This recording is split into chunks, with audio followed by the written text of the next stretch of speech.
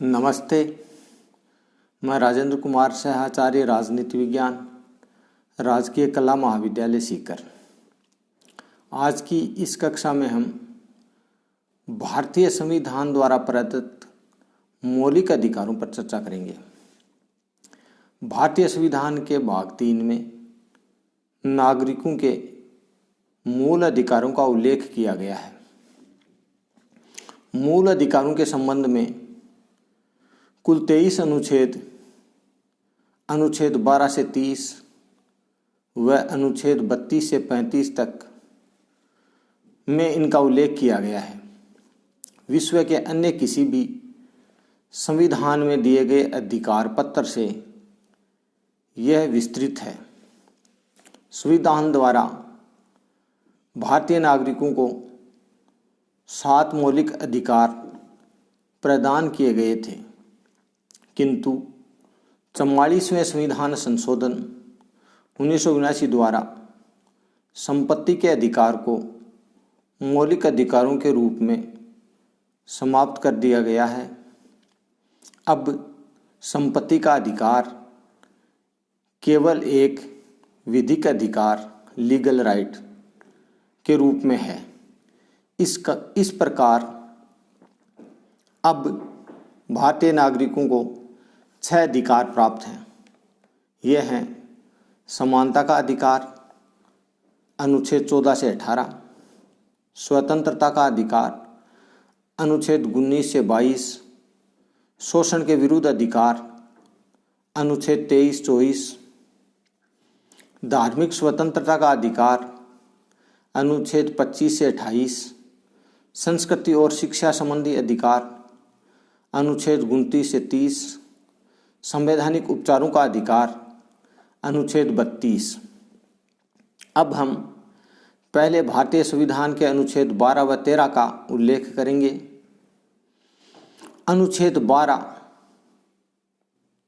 में राज्य शब्द की परिभाषा की गई है। वह अनुच्छेद 13 में मूल अधिकारों से असंगत या उनका अल्पीकरण करने वाली विधियों का उल्लेख किया गया है। अनुच्छेद 12 में यह प्रावधान किया गया है कि मूल अधिकार राज्य के विरुद्ध संरक्षण है। संविधान के भाग 3 में निहित मूल अधिकार राज्य के विरुद्ध प्रदत्त हैं। अनुच्छेद 12 संविधान के भाग 3 के प्रयोजन के लिए राज्य शब्द की परिभाषा करता है। यह परिभाषा संविधान के अन्य अनुच्छेदों में प्रयुक्त राज्य शब्द पर लागू नहीं होती है। अनुच्छेद 12 के अनुसार राज्य शब्द के अंतर्गत निम्नलिखित शामिल हैं।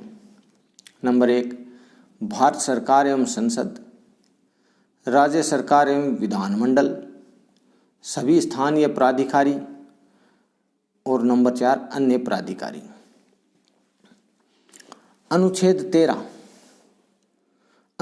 13 के अंदर मूल अधिकारों से असंगत या उनका अल्पीकरण करने वाली विधियों का उल्लेख किया गया है।